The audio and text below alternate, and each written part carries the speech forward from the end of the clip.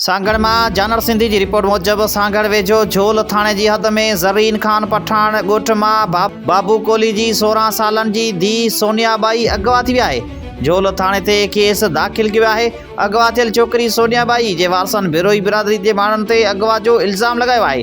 छोकरी की फौरी बाज़ियाबी लाइ पुलिस के आला ऑफिसरन का मुतालबो किया है। वारसन जो चवण है त असांजी छोकरी सोनियाबाई के ज़बरदस्ती खणी विया आहिनि ऐं उहो छोकरी के अगवा थियण जी सख्त परेशान आहिनि। बे तरफ़ पुलिस मूजब वाक़े जो केस दाखिल किया है, जॾहिं त FIR में नामज़द जवाबदार गिरफ़्तार करण लाइ छापा पुणाया पिया वञनि। पुलिस अख़्तियारियुनि जो चवण आहे त जवाबदारनि खे जल्द इंसाफ़ जे कटड़ में आंदो वेंदो ऐं छोकरी जी बाज़ियाबी लाइ सभु वसीला इस्तेमाल किया वेंदा। पुलिस मूजब जवाबदारनि जी गिरफ़्तारी लाइ तेज़ कार्रवाइयूं जारी आहिनि। इलाइक़े वासियुनि ऐं वारसनि पारां अगवा थियल छोकरी सोनियाबाई जो फौरी तौर बाज़ियाबी जो मुतालबो कयो आहे।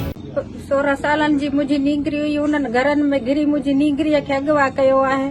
जोरी ज़बरदस्ती उन्हनि असांखे धमकी ॾिनी। उन्हनि चयो शोर कंदा तव्हांजी नींगरी खे असां मारे छॾींदासीं। असां सां ज़ुल्म कयो वियो आहे। सर हितां खां जीअं निकिता आहिनि हिन पासे खां ख़बर ई कोन, गाॾी बीठल हुई ॿाहिरि, जीअं कढी विया आहिनि ईअं मां निकिती आहे बंदूक जे ज़रिए। न त असां हुल कयो हिते मुंहिंजो भाउ मिठू ऐं असां 2 ॼणा हुआसीं जेसीं ताईं हू निकिरी विया। उन हिसाब सां वियो बि आहियां। हुते चयो आहे बाबा टेंशन न वठो, पुन्नू जेको आहे चङो मुड़ुसु आहे हिननि जो, हुन चयो आहे की असां सुबुह जो अलाह ख़ैर करे तव्हांखे छोकिरी मोटाए ॾींदासीं। इहो ॻाल्हि थी आहे। हींअर तव्हांजो छा मुतालबो आहे? असांजो मुतालबो इहो आहे असांखे छोकिरी मोटाई वञे। असांखे बसि असांजी छोकिरी मोटाई वञे। असांखे ॿियो असांखे कुझु कोन थो खपे। असांखे असांजी छोकिरी वापसि कराए।